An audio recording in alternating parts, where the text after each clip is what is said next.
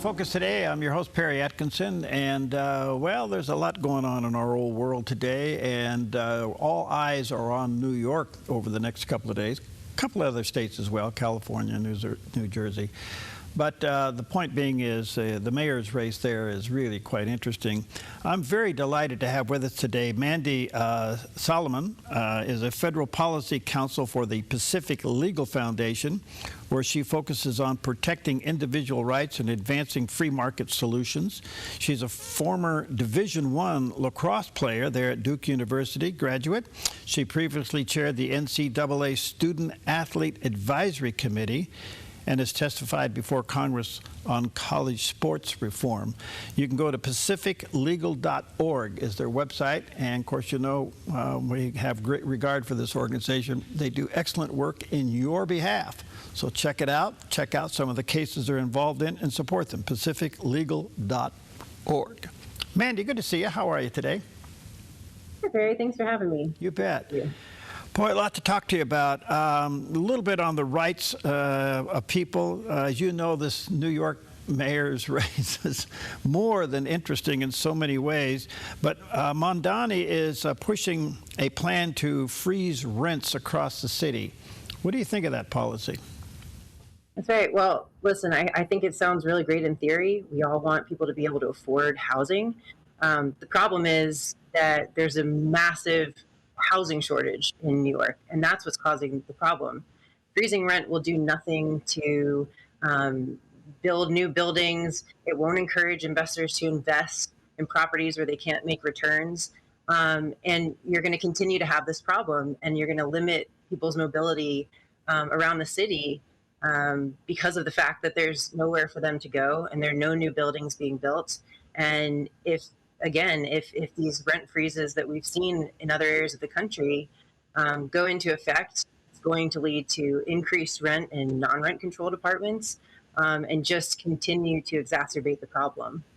So when a rent freeze policy is put in place, what basically happens? I mean, I realize investors aren't going to go out and build more properties because they can't make any money on it, but what eventually happens down the road?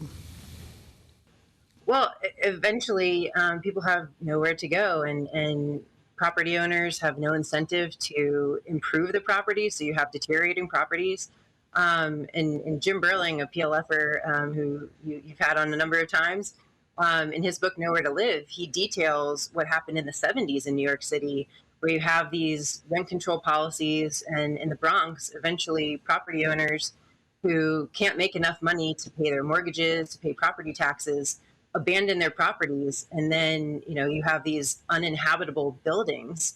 And meanwhile, in a city where investors can't invest and make returns on their investments, they're not going to build. You have just no choice when it comes to places to live, and the areas around these rent-controlled apartments, the rent goes up, and we've seen that across the country in some of the strictest rent-controlled areas. It becomes completely unaffordable, and you either have people moving out, you have very high occupancy. So in some of the more affordable places that people can live, there's no choice, and people remain stuck in apartments that no longer fit their needs if they're a growing family or if their income does increase.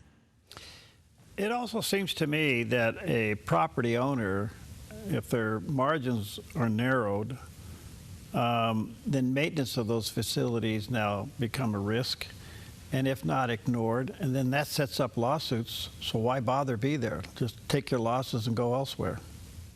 Correct. And you see a lot of these smaller property owners selling to larger corporations who can afford to, again, let the property slide.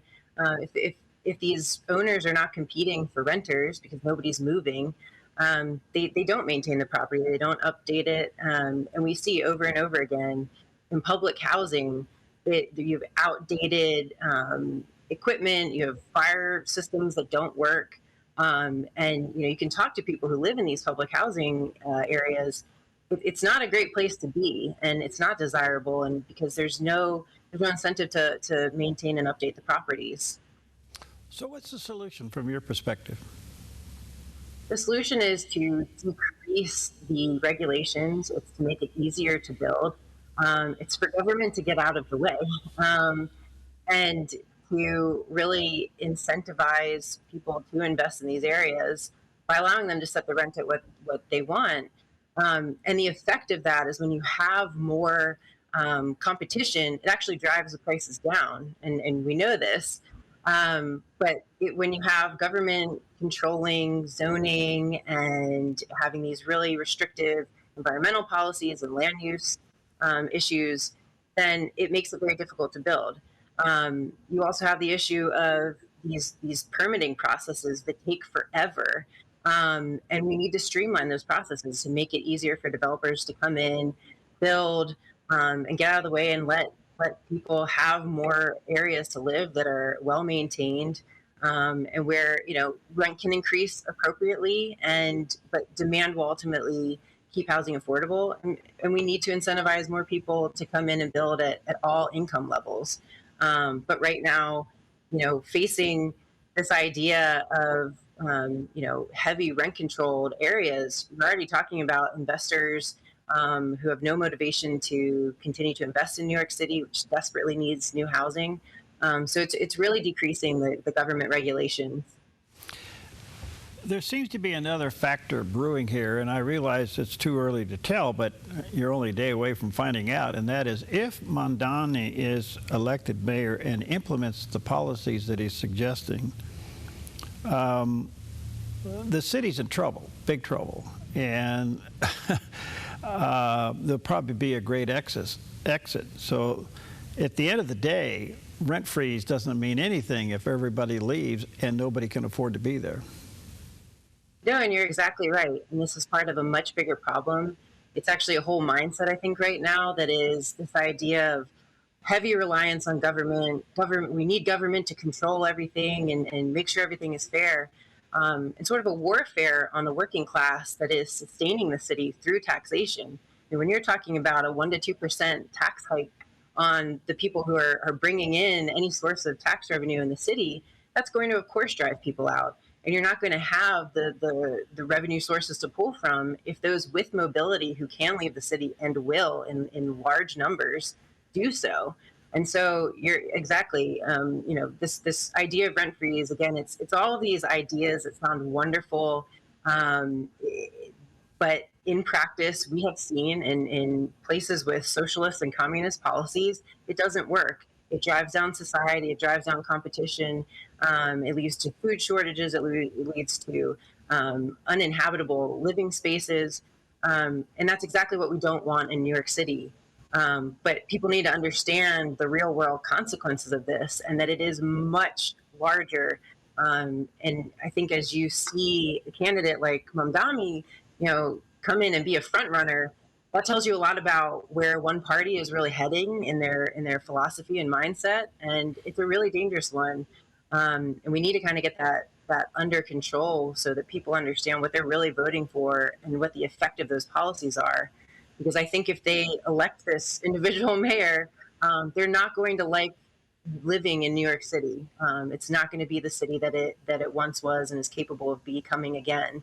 But again, there is this mindset that more government is better. And over again, when we see government regulations getting in the way of private enterprise, where we see an attack on private property ownership, an attack on the working class, it does not work. And it only brings down society and makes many, many more people more reliant on government support to live instead of encouraging innovation, encouraging people to work and earn a living.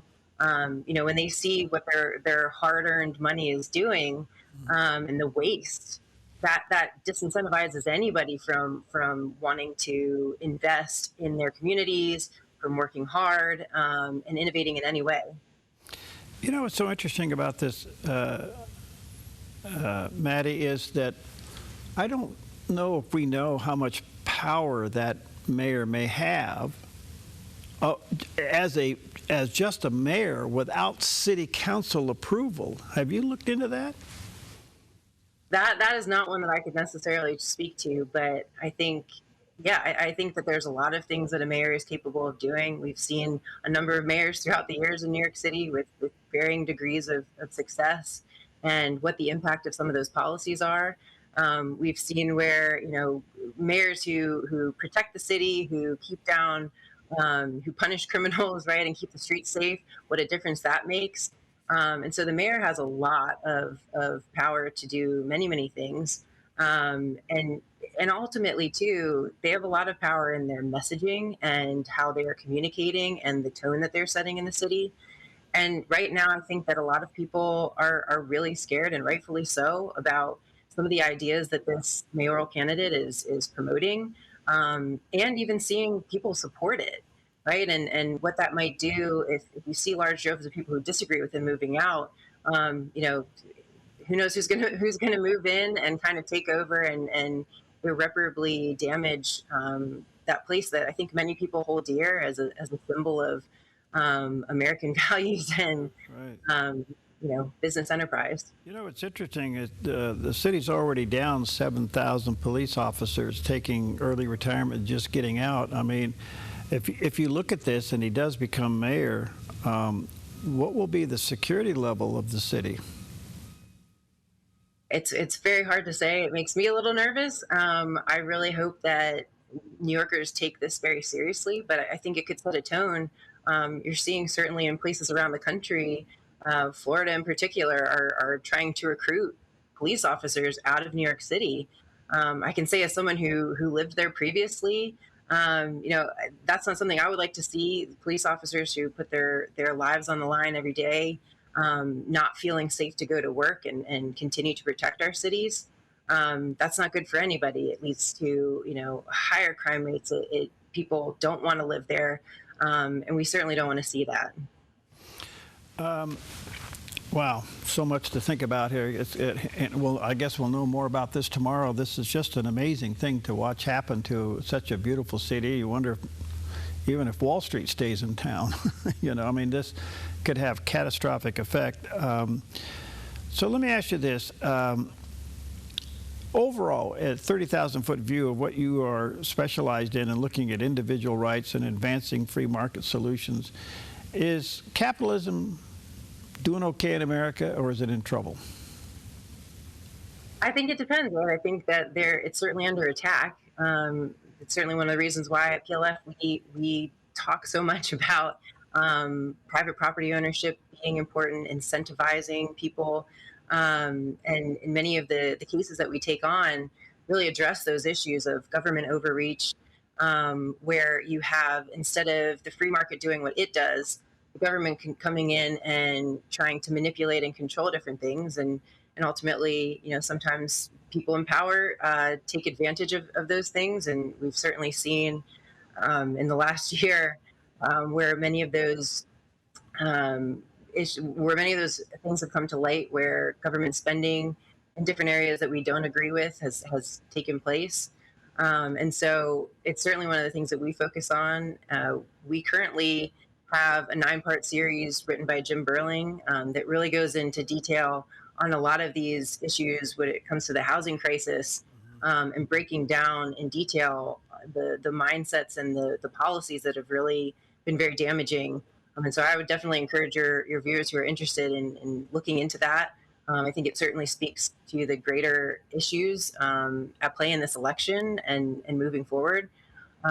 Because truly it is a little frightening, some of the mindsets of some of these politicians.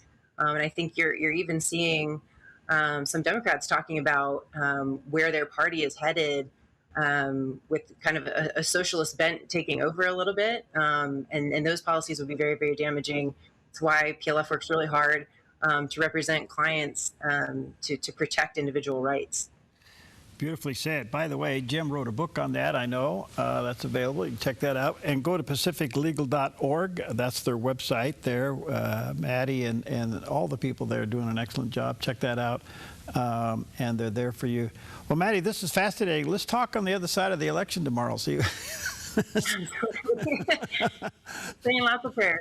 That's going to be interesting to see. Thanks for your time. Have a great day. Okay, you too. Okay.